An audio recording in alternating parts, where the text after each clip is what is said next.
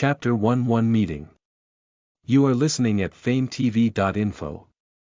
Sitting in Café Neo against the wall at a single table, sat a young college student biting on his bottom lip. Looking at the clock on the wall opposite him, he sighed. It's already 12:06 p.m, why hasn't young Nim arrived yet? He muttered to himself. He knew that relying on his elder brother was useless, but what else could he do? He couldn't walk home because it was too far and taking a taxi was expensive. Rolling his eyes, he decided to take out his textbook from his bag. Pulling out the book and placing it on the table, he sighed. Taking out his writing book and pencil case, the book was the size of a rim of computer paper and was unnecessarily heavy. Flipping through the book, he stopped at page 204 and lifted his hand up to call one of the waitresses over. When the waitress came over, he ordered a large plate of fries and a strawberry milkshake and asked if she could bring over a glass of water with no ice in it. Taking his order, she went and placed it. The young man was quite handsome, but more on the pretty side. He had a white tank top on that fitted him well, not daring to show his muscles under, and he had on army pants stud on his feet. He had a pair of white Adidas sneaker and a plain string tied around his left ankle. Around his neck was a plain necklace string that had nothing on it.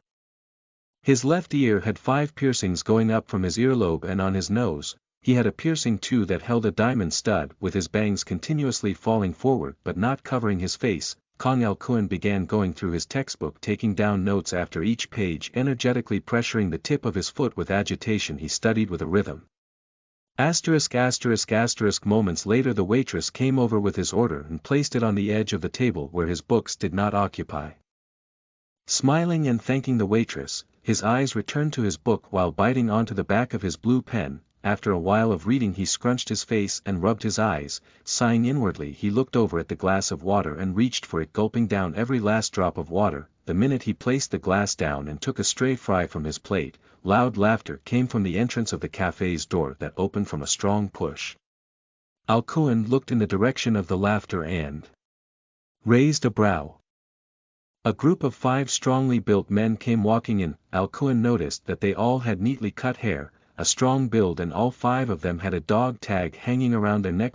2 of the men headed to the counter while the other 3 sat down at the table beside him that could seat about 7 to 8. Alcuin closed his eyes and started praying, "Please don't make a noise."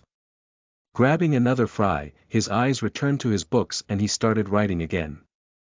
Not long then the other 2 came over, and after a moment of just speaking, they started laughing again. This sudden laughter pulled Alcuin out of his concentration, making him growl. Alcuin sighed heavily and looked at the clock on the wall. Only an hour passed and his brother still hasn't arrived. After a while, he got bored and pulled his milkshake over, then started dipping his fries in it.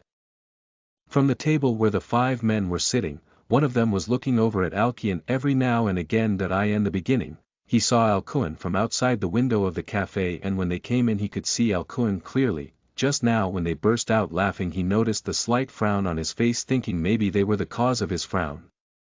Then he frowned when he saw Alcuin put his fries inside his pink milkshake, which made him utterly displeased. Seeing their companion frowning, they turned to look at Alcuin. They too could not fathom what this boy was doing. Alcuin, who was minding his business while dripping his fries, felt uncomfortable. Looking to his side from where this feeling came, he saw the 5 piercing gazes. His body involuntarily shuddered, but this didn't show on his face.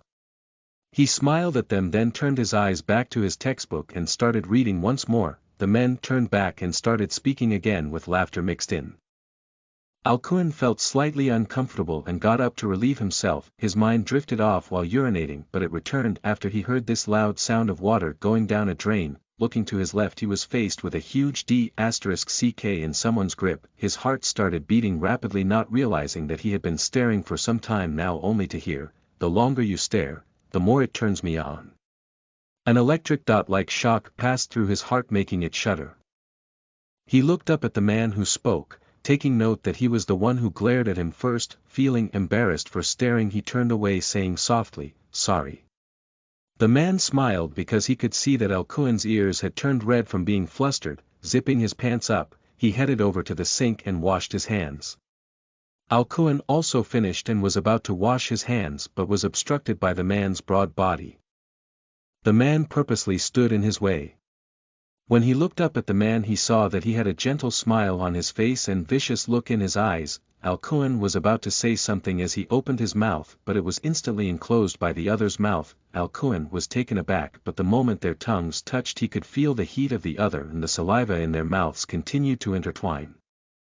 The man wrapped his arms around Alcuin's waist, pulling him closer. Alcuin's legs became weak, almost slipping down, but with the man's quick reflexes he quickly slid his hands down, grabbing onto Alcuin's soft buttocks. Listen to the full novel at FameTV.info, direct link in the description.